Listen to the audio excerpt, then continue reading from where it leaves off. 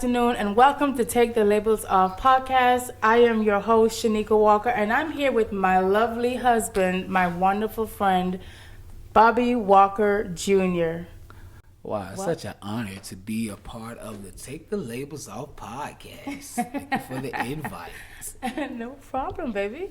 I am so excited to have him, y'all. This has been a long time in the making. Y'all are in our space. So we're taking y'all with us on our conversations in our bedroom, in the car. We are just bringing you all in so you can be a part of us and answer questions that you may have in the back of your head. So this is a candid talk, nothing planned, nothing staged. We're just here talking. So welcome again to the podcast. So I guess everybody is wondering the topic. Where did y'all get that topic? And as I pull that up, Mr. Walker is going to go ahead and share with you guys where we pulled that topic from. Wow. So, topic. I'm married to you, but I still love it. Yep, that's it. Wow. So, how did that topic come about? So, we were riding around in the car. Shanique was throwing off some ideas about podcasting topics. And one of her topics was centered around Adam and Eve in the garden, and she started talking about the appetite and the desires of women and men.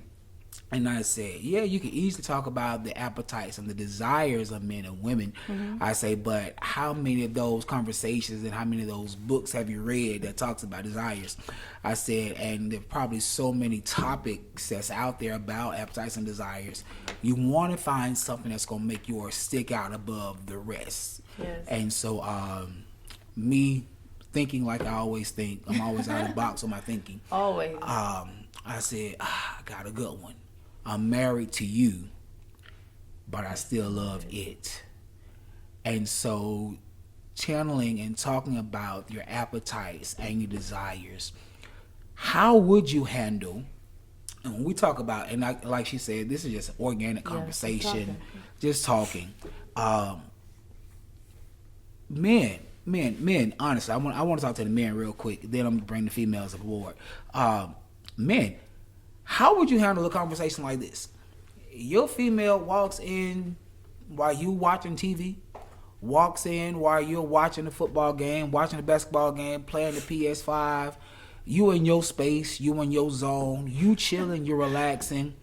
And she walks in, moves your arms as if she's about to sit in your lap, and she sits down and looks at you and just say, I know I'm married to you, but I still love my ex.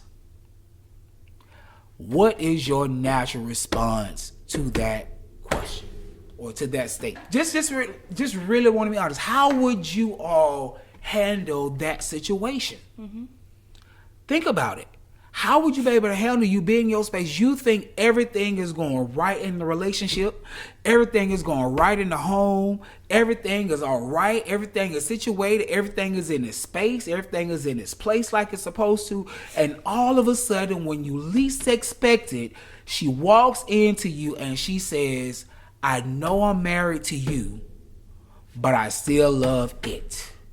And the it may necessarily mean her ex-boyfriend or an old-time lover. How would you handle that situation? Being honest. And I know for a lot of men out there, it's like, bruh, whew, man, that one right there took me for a loop. Like, how in the world would you do it? And I know several ministry couples that are in ministry together that have had to have organic conversations like that. That have had those individual times when the individual has came up and said, I know I'm married to you, but there's still something deep down in me that there's still a heartbeat that's tugging at my first love. And how do you deal with it when that person is married to you? They confess they love to you. They done pour their heart out to you. I'm talking about you done start up with them. You done labor with them. You done sacrifice for them. You done cook for this Negro. You done labor with this Negro and this neglect. You done did all of this and you thinking everything is still fine, and she still walk up to you and say, I love you. I know I'm married to you, but I still love him. how would you handle that moment? What would be the premise? What would be going through your mind at that particular time? Like, how in the world could I handle that situation? And so going back to our conversation, talking about the Bible and talking about how Adam and Eve was in the garden, it's like when you're looking at that tree, that unforbidden fruit that God says you cannot go to it, leave that tree alone. Don't touch it. You can have every other tree in the garden, Adam. You can freely eat from every other tree, but that one tree, you can't touch it. And because I can't touch that one tree, it makes that tree more desirable. And it makes that tree more appeasing to the appetite. And so how would you, ladies, how would you handle the conversation if your man walk in and you just cook this joker a steak? For those of y'all that can't cook steak, you may just cook some hamburger helper. You may have just made them a peanut butter jelly sandwich. However you did, you just got through doing your do with your boo. And at the end of the day, he comes to you and he said, I know you do all of this for me, but I still love my baby mama. That hurts. That hurts. Yeah. So how do you help individuals that are going through situations like that? What do you use? Do you say, pray about it and it's going to be okay? I don't want to hear about no prayer in that moment. So first of all, there's going to be stuff flying in the house. I'm finna knock you out. I'm finna kill you. So what my first mind is, I'm finna kill this nigga because you didn't have all these years with you for you to tell me you in love with your first love. 15 years of what? I'm finna put your lights out. It's crazy. It's crazy that there are actual people that are going through this, and these are topics a lot of times that even us in the church that we don't even hit on, that we don't talk about. No, but you can't carry that pain by yourself. And people are actually doing this. It's real. Yeah. Wow.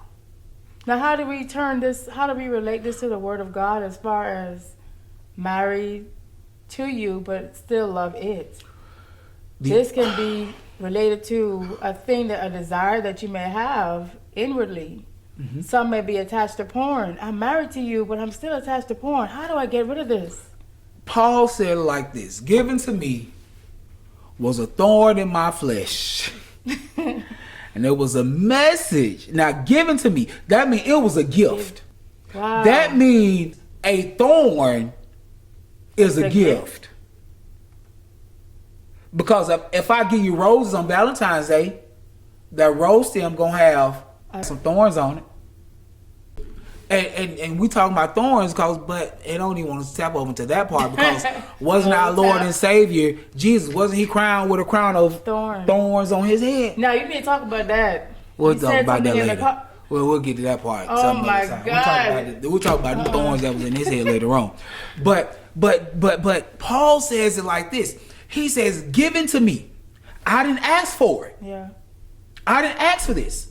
When somebody gives you something, you're not asking for it. So that means God knew that you gonna need a gift. So God gives you a gift, and God is the gifter. He says, I'm gonna give you something, this thorn, and it's gonna bleed in your flesh, and it's gonna keep you humble. Because if I remove this thorn from you, it's going to make you be a little bit conceited. So I got it. So this is a gift. So even my gifting that comes from God is a thorn. And you're a living proof of that thorn. It's crazy. And it hurts. It hurts. Because it's a thorn. You ever had a thorn stuck in your finger before? It hurts. Man, it sends pain throughout the whole body. As small as it is. And we're looking at these issues that we're having. Oh, it's a little smaller issue. No, baby, it's not a little small issue. It's a small issue compared to you, but it affects the entire body. Yeah. And when it affects the entire body, you as an individual, you're affecting what's going on in your household. And so now, because it affects you as an individual, now it affects a household, and now your household has to go out and have to do their job, and then whoever else you're connected to in the household have to go do their job. So now everybody is connected, and everybody have these issues because you got your thorn in your flesh. So Paul says, given to me was this thorn. I didn't even ask for it. I didn't ask for this. I didn't ask for this. Shanika said, you talk about porn. I didn't ask for that. I didn't ask for that addiction. It just happened. It just by circumstance. It just happens. I didn't ask for depression. I just ended up on this road. I didn't ask for this. I didn't ask for this anxiety. I didn't ask for this. Trauma. We didn't ask for trauma. We didn't ask for this. I didn't ask. I don't know about y'all, but how many times have individuals ever said to themselves, there are times I wish I wasn't even born. Yeah. Because of everything that I'm dealing with. Yeah. Like, I wish I wasn't even born sometime. Like, man, like, have you ever just thought about it? Like, man, I really wish that car accident really would have taken me out. Like, to have to deal with the stuff that I'm dealing with now, like, bruh, like, we're really dealing with this. Yeah. And the stuff that you ain't even asked for. But Paul says, given to me. What's this thorn? What's this thorn? It feels like you're navigating life by yourself. And that's a thorn too, loneliness. I didn't ask to be lonely. I didn't ask for it. I used to be the person I used to be the life of the party. I would shut the club down.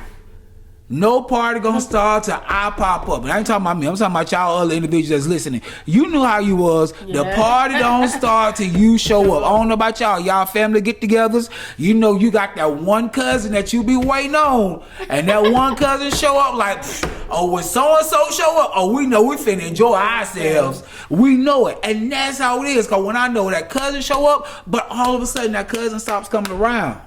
Mm-hmm. And now that cousin is like, I don't feel like doing this no more. What do you do then?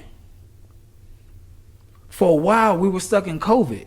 Yeah. And everybody's stuck in their house, and we didn't have that ability to go out and connect with each other and touch on each other and love on each other.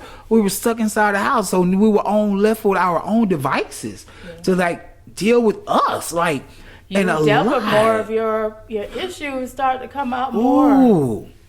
Because you were in a quiet place. You're in that quiet place. Yeah. With somebody else. The same space. The same space to dwell in. That we dwell in. Yeah. And I'm realizing your chewing getting on my nerve. Just the way you breathe. Your breathing just irritating me now. Do you really gotta breathe like that? Like, do you really gotta chew your food like that? Like that, like the little small things start irritating you. And it's like, bro, like, why are you here? Like, go somewhere. And that's how we do a lot of times with the thorn that's in our flesh. Like, I didn't ask for this. Yeah. Why are you making me do stuff that I don't want to do? The songwriter said, "Mom, you're not supposed to be here." I tried that love thing for the last time. Yeah. That one. Mm-hmm. You're not supposed to be here. I didn't expect to go through this. Me either, yeah. I don't know about y'all, but how many of y'all have had your life already planned out? I'm talking about from you was in middle school time. You already knew who you was going to marry. You shared that about you. Because you shared that a lot. I tell people all the time, I wasn't getting married at all. That devil is a lie. Me, Bobby Walker Jr. get married? No, sir. Not me. I wasn't finna get married at all. I wanted to be a bachelor. I wanted to travel around this world. I want to be a rich pediatric cardiothoracic surgeon to travel around this world and perform life-saving miracles on baby hearts that won't no other doctor perform this surgery. And they say, we know one doctor. His name is Bobby Walker Jr., Dr. Bobby Walker, and he'll come and perform this surgery. And boom, I fly in on my jet and I come in, I can perform the life-saving miracle and your child is happy and I'm good to go. And boom, I'm back out of there again. I didn't ask for this. I didn't ask to preach the gospel of Jesus Christ. I didn't ask for this. There's just certain stuff I ain't want, bro. You can have it. I don't want this. But even that, because I'm giving it to you. Yeah, a gift. And it's a blessing and a curse at times. It can be a blessing and a burden. Because if you are a man of God, watch this out, men and women of God, y'all really listening.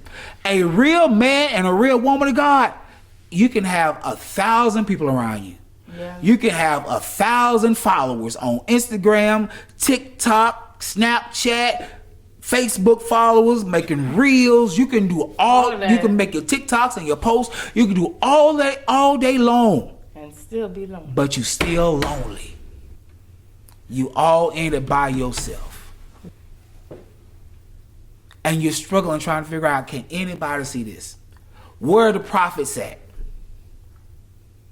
Where are the prophets at that's prophesying these revivals? Can you not see what I'm going through? Where are the prophets when you get on your Facebook lives, before you throw out your cash app? Can you not say, I see you struggling with this? I love you. I'm married to you. But there's this other desire that's over here that I can't seem to get rid of I it. can't shake it. I want to, but I can't shake it. There's a lot of people out there that's pretending like they're okay. And you're but not. They're not. And no one's talking about it. You by yourself struggling with suicide. You married to suicide. You gotta The know. attempts of trying to kill yourself over and over. Man. That's being married to your issues. Married to them. Because you're going to let your issues take you out. Yeah. And so how do we, as the body of Christ, how do we address these issues? Because I don't have a fast life like everybody else do. I don't pray like everybody else pray. I don't read my Bible as much as everybody else read their Bible. I love God.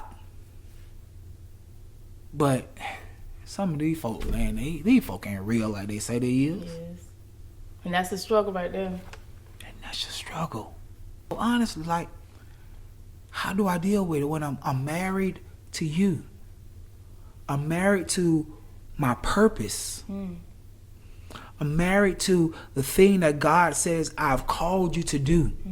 I've called you to ministry. So I'm married to ministry. But there's a part of me that still want to shift to the left just a little bit. It still want to go. Can you share, it's personal to you, that you said that you're married to something, but you still love it? If I said that right. Yeah. It's a hard one for me. But let me say something then. Okay, mine is music. And I don't think music is bad, but I love all kinds of music. Okay. So I've been married to music all my life. And gospel, I love gospel, but second music is R&B especially got me. So I got so being saved, I got to give up my R&B music. That's what you're telling me? That's how I feel Okay. sometimes. Okay.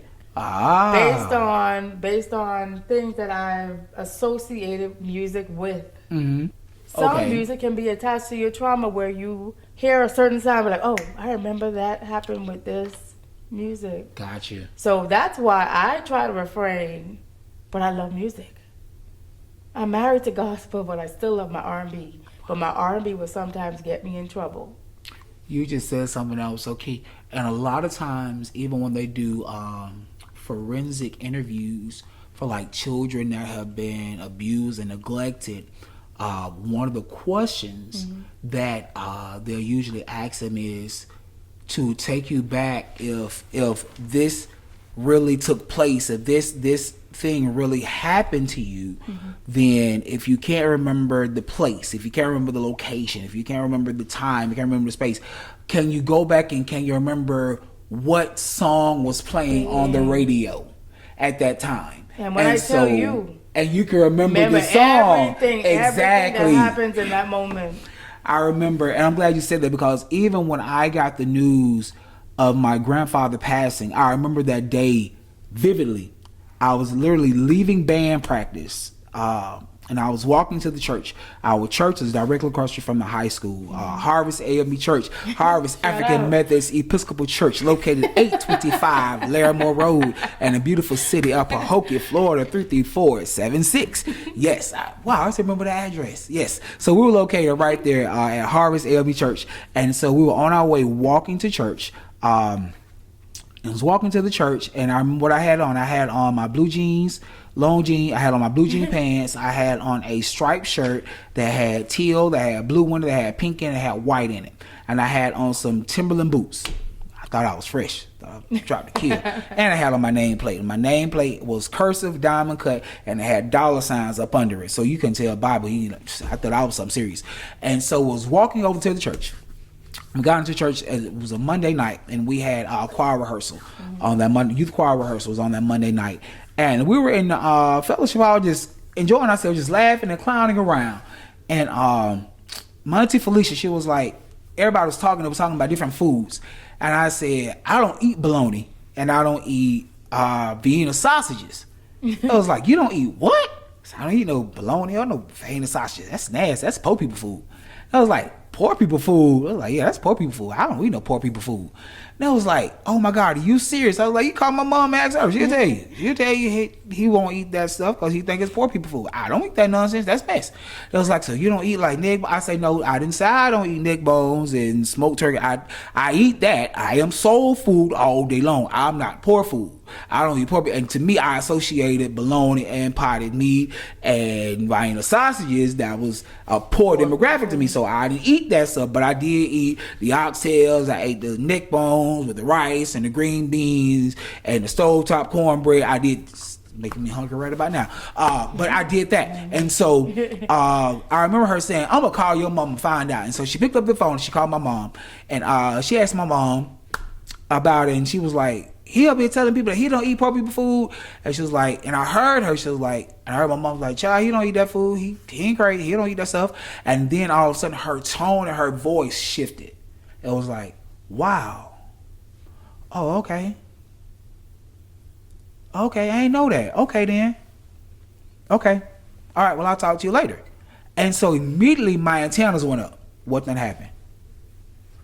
Something's wrong. What happened? And so I'm sitting there. What happened?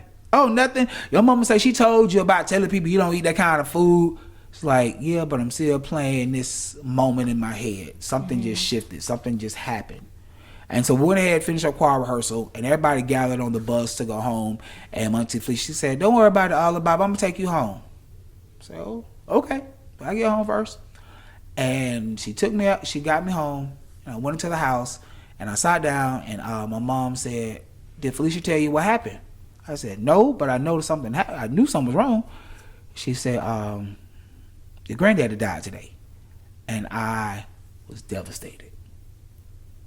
I went crazy. I tried to knock over the refrigerator in the house. I knocked everything on top of the refrigerator over. I remember like it was yesterday. And so just what you saying, that thinking about a memory of something, about thinking about the music of something, just the memory of that took me back. It's like I remember that day when I got the news that my grandfather had passed. And it happens. And so what we have to do is so key is that a lot of times when we are married to situations, we're married to individuals, when we're married to our careers, when we're married in ministry, when we're married to our professional development, when we're married to these things, there are things that are still trying to call us out for we're married to. And so how do you, and a lot of times those things that try to call us out may be those things that are embedded in our trauma. And so I'm married to my career. I'm married to education. I'm married to school. I'm doing this without a problem at all. Yeah. But ministry is calling you.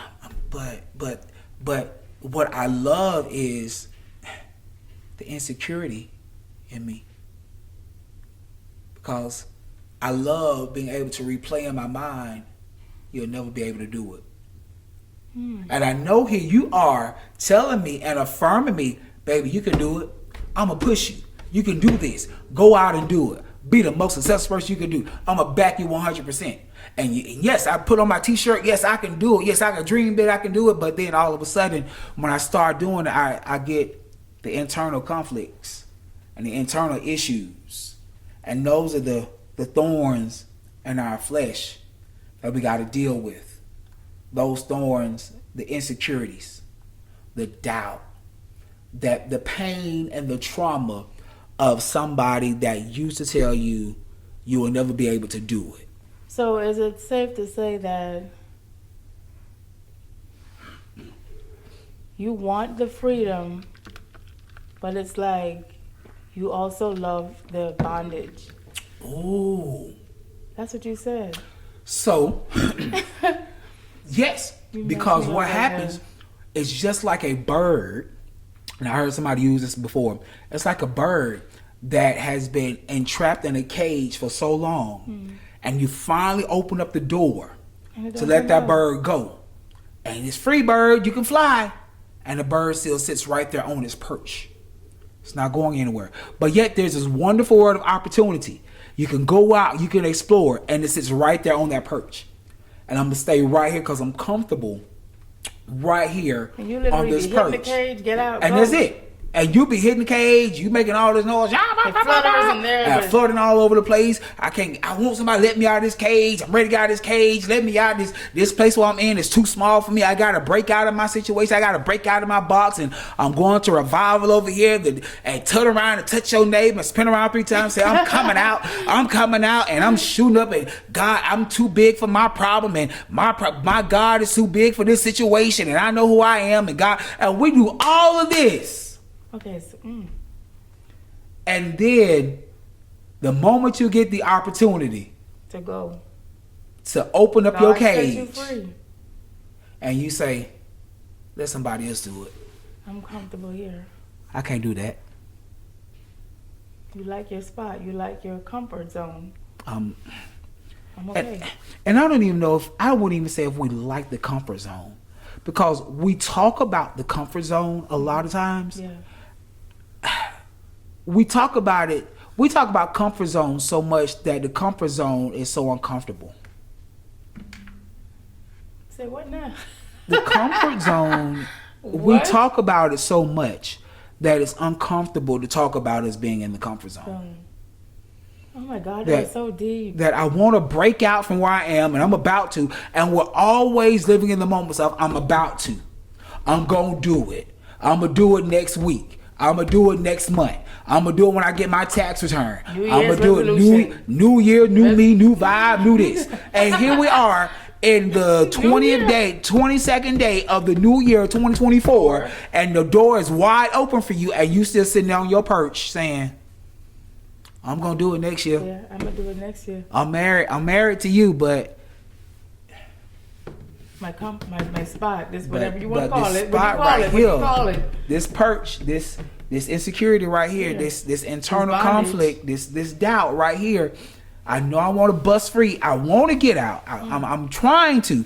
I want to take that initial step. I want to, and you got all the support. You got people cheering you on. You got people saying, you can do it. You can do it. Go right ahead. And we have created so many fake doubters. We've created so many fictitious haters, because every time we talk, they just hating on me, y'all. Who is they? We don't have a face to put. Who is they? They keep hating on me. They don't want to see me celebrate. You better celebrate my hate. I'm going to celebrate my haters, baby. Who are your haters? What are you doing for them to hate on you for? Nothing. Nobody hating you because you still sitting on your porch. Oh my God. You still sitting on your perch. You ain't did nothing yet. Oh my God. You still sitting there battling within yourself. It's an internal struggle. And there's a war within your members. It's a war between you versus what I used to do versus what I know I can do. I'm in that. They say I know I can do all things through Christ that strengthens me. I know I can, but then at the same time, I got the doubt of my family saying you really ain't called to do that. So why are you finna do this? You really want to do that? You sure really want to do this? And saying that, and we talk about the Bible, it always brings me back to Peter. And we're talking about Apostle Paul in the beginning, but it always brings back to Peter. Being the crazy one, being the fool, and Peter in the middle of on his boat. And there's this storm that's out in the ocean, and he sees his ghost. Everybody thinks it's a ghost. And Peter says, Lord, if it's you, bid me to come. And he says, come. And Peter says, well, I'm going to take one step out of this boat. Well, when he says come, that was an open invitation for everybody, the other 11 of those disciples, to walk on the water too. But it was only Peter that took that opportunity to do so. And so Peter saw us walking on the water, and I could just imagine the conversations that those 11 disciples had about Peter as he was walking on the water. What were the conversations? That fool think he walking on water. That fool back to sink. Why ain't nobody told that fool to take his crazy behind up there and do that? Ain't nobody tell him to do that. And that's what we battle with a lot of times in our minds. So Peter was basically married to the faith of God. He was married to faith.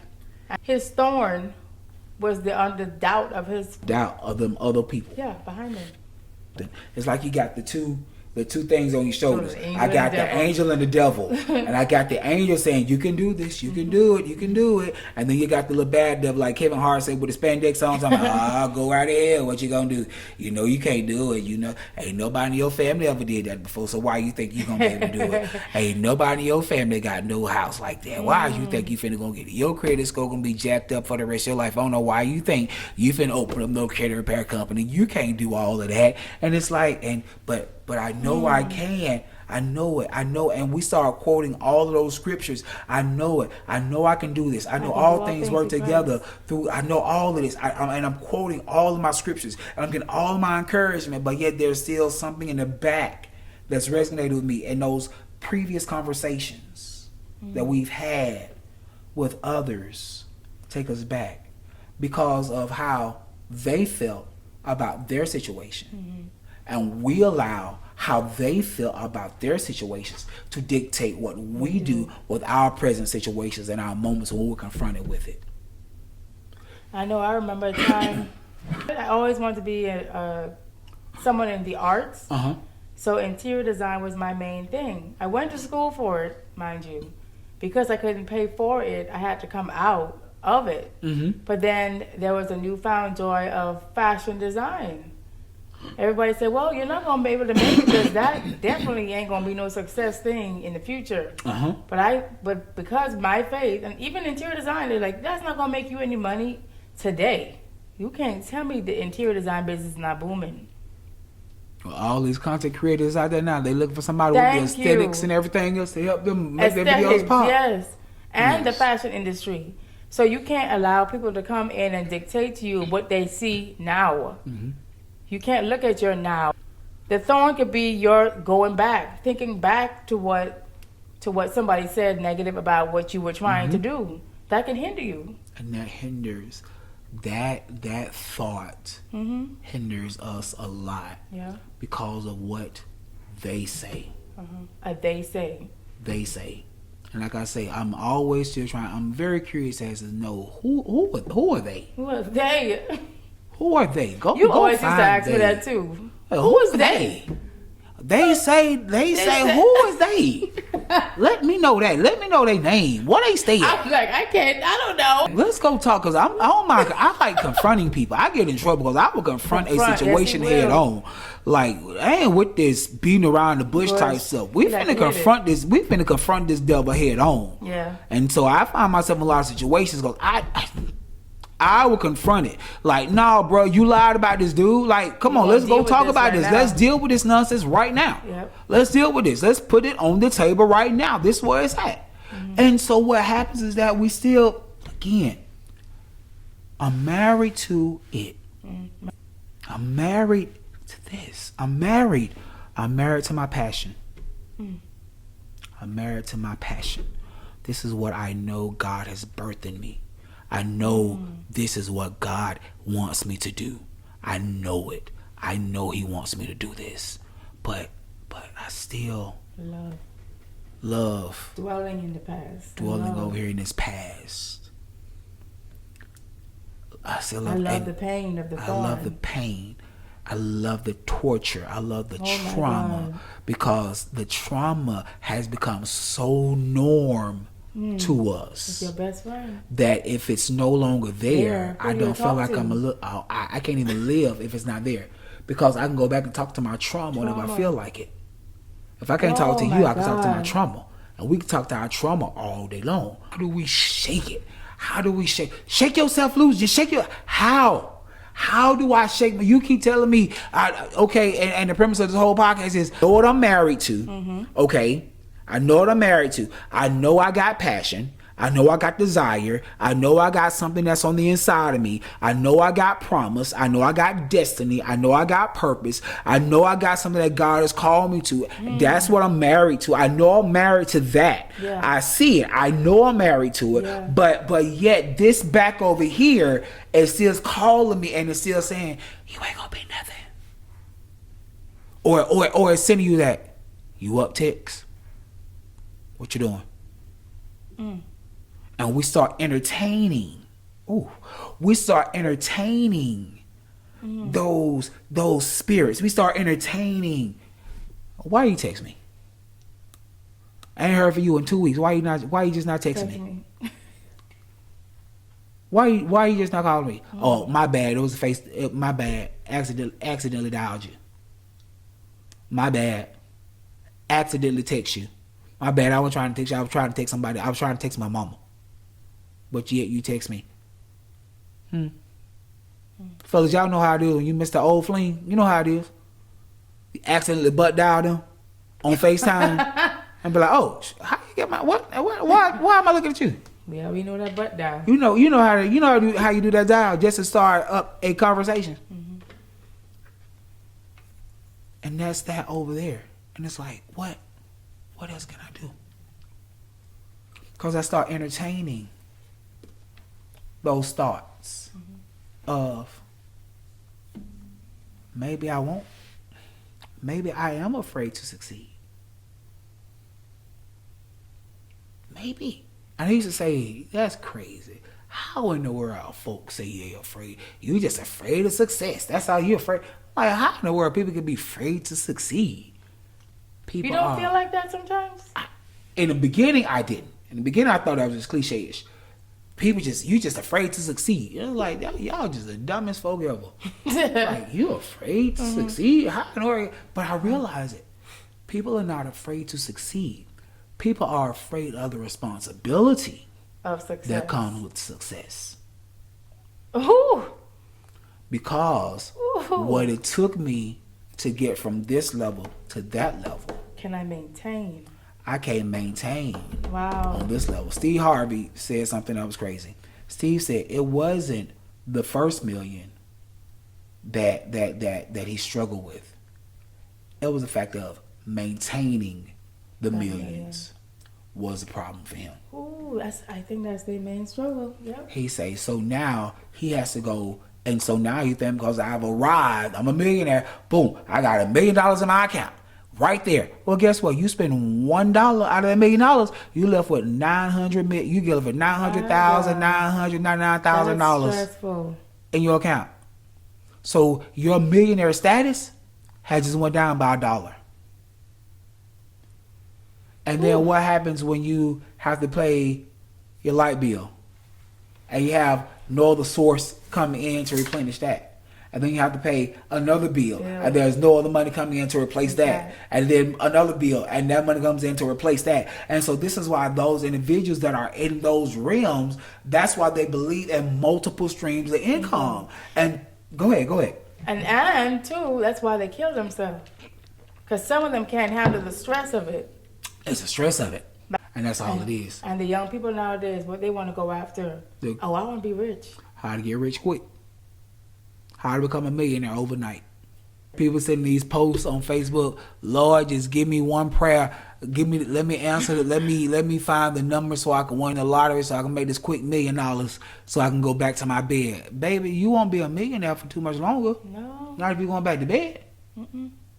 Because just like you got that first $1 million, you're going to have something else to try to help you sustain it. So this is why Steve Harvey got the Steve Harvey talk show. That's why he's still doing it. That's why he get up every morning. And why they're on the radio at 6 o'clock every morning. This is why when he leave the radio at 12 o'clock, he finna go to Family Feud. After that, then he tried the Judge show at one point. And then after that, he was doing the talk show another one. These are different streams of income that's coming in. They're so working. to support that level where he's at. Yeah, their jobs. And so, but I'm gonna say it's crazy because we can prophesy. I see multiple streams of income coming in, and God showed me multiple streams of income. But then we want to say, God called you full-time ministry. Ooh. How can God call me full-time ministry? Okay, and I have no streams of income. So now at that point, I'm only stuck on the blessings of the people and what the people are providing. So now the people got to take care of me. And so now I am putting the pressure on the people of God to take care of me because y'all say God called me to be y'all pastor. And y'all believe God called me to be y'all pastor. So now it's y'all job to bless me to stay in this place here. Mm-hmm. But God says, I have given you the ability to go and get wealth. Get wealth. So you can go and get it yourself, pastor. And this is why the Jakes and all the other folks, this is why they write books. Why they are why they're tapped into real estate, why they're into movies, why they're into fashion design, why they're tapped into all these other things, all these other streams of income, and everything is tied into full-time ministry. That's full-time ministry. That is your full-time ministry. That's when you know God surely called you. Because now you're going to start creating streams out of full-time. And if I can make streams out of the full-time, I can make, and not even just streams, if I can make rivers out of the full-time, if I can make rivers out of the 3 and 4, I can create streams for other individuals to get jobs. So now those streams now flows all into the river and the river bank now, and the river now connects itself to the sea, to the ocean. For those y'all that's in geology and physical latitude and longitude, all the other stuff, y'all correct me when I'm wrong. But how all that stuff is tied into it and how it divides itself up. But we sitting right here in our canal. Oh my God. We right here in our little trench. And God called me to rule over this little trench, this little area.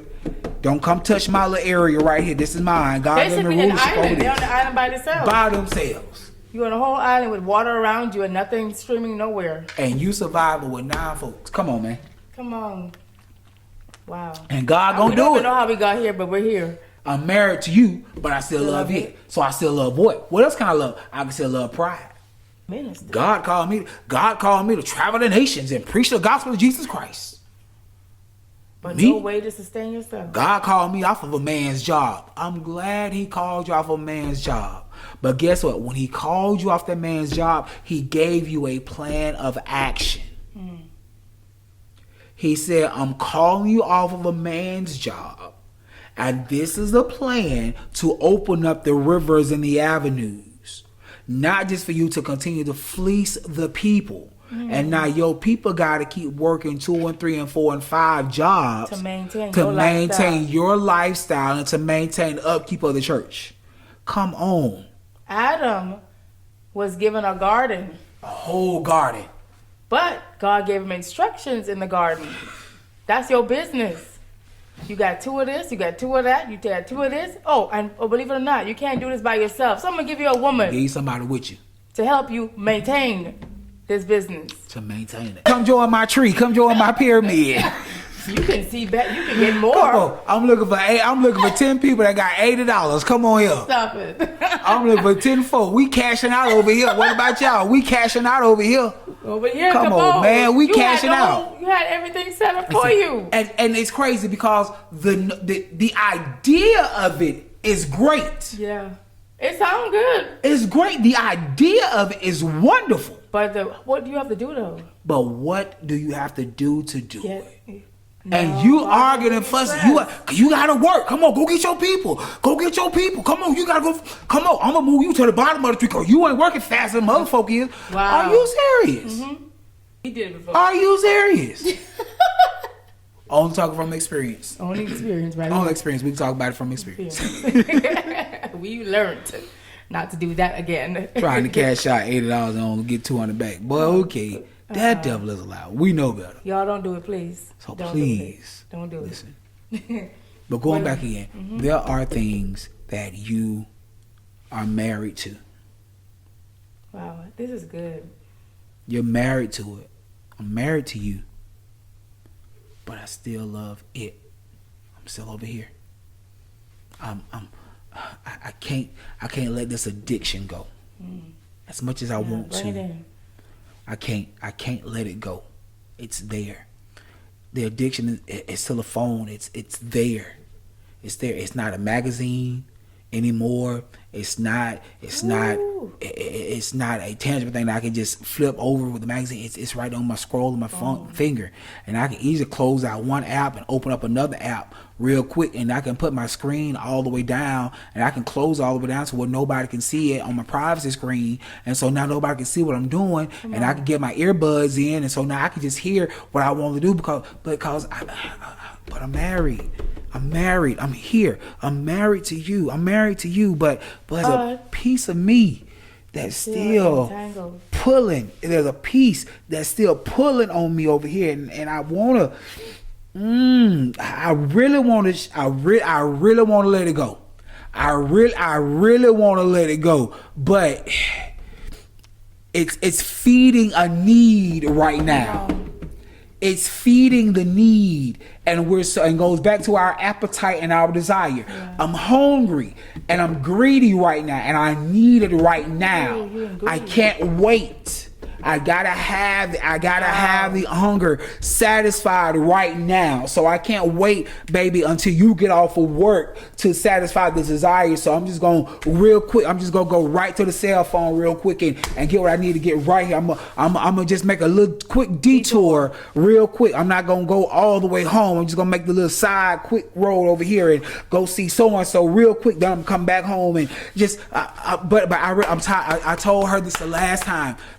Last time I'm gonna be with you. I'm not, because I love God. I'm a minister. I'm preaching the gospel of Jesus Christ. I can't keep doing this. I got a revival that I'm running in the next 2 weeks. I can't keep doing this with you. I can't. And you're gonna drain my anointing. I can't keep messing with you. And here I am getting ready to go on the plane, and I'm finna fly, but yet you call, and I'm getting ready to go into this next city. And when I get into the city, the same girl I used to mess with is now in this city. And so then she hooks me, and we're talking. Come on, but I'm married. I'm married to you. But there's a piece of me that are still left over there. I left a piece of me, a piece of my heart is still over there. A piece of my mind, because you know how we do. We don't give everybody a piece of our mind. And so now that my piece of mind is over there, and because a piece of my mind is over there, this is why I have no peace of mind now, to understand that God is the Prince of Peace, and that he can govern my mind, but he can't govern my mind and understand that he is the Prince of Peace, because I left a piece of my mind over here in this situation, and then I got frustrated with you, then I left a piece of my mind over here on the job, and then she pissed me off, and I left that job, and then I left a piece of my mind in that relationship, and they pissed me off, then I went over here and I left another piece of my mind over there, and I done left all of my pieces. You scattered. It's scattered abroad, but I know I love you. I love you, God.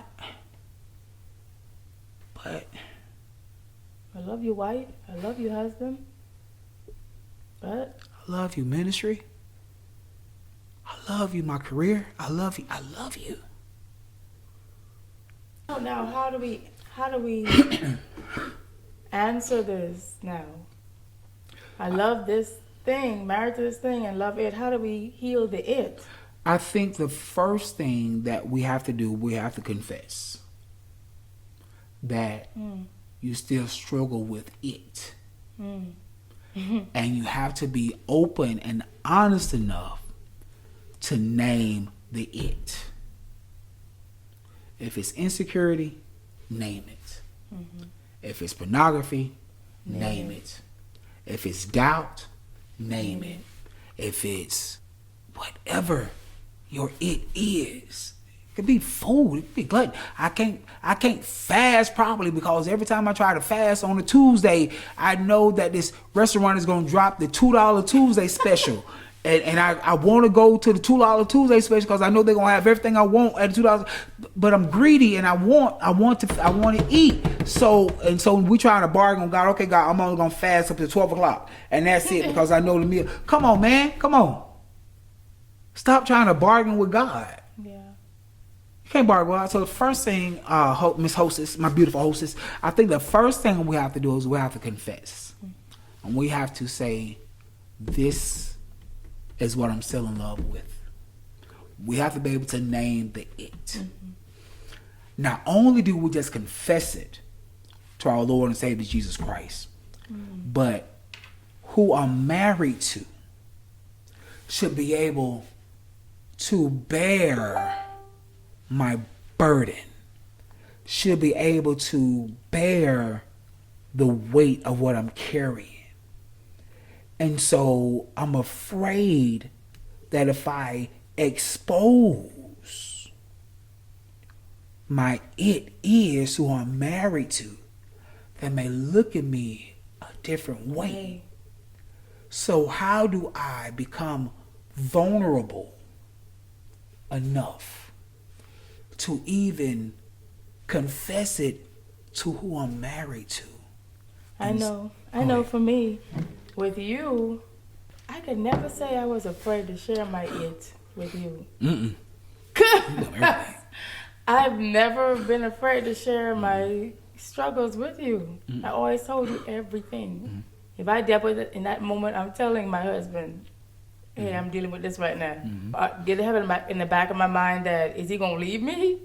Yes, because I dealt with abandonment issues. So I said, okay, he ain't left me yet, so I could tell him again. So I kept telling you over and over my issues. You handle it quite well. You conceal me very well. And that's what you need, someone that's going to be able to carry you or carry your its. You can't tell everybody your its. I can't carry your it. Everybody can't carry your its. So you have to connect with somebody that actually has the bandwidth to carry every issue, every struggle.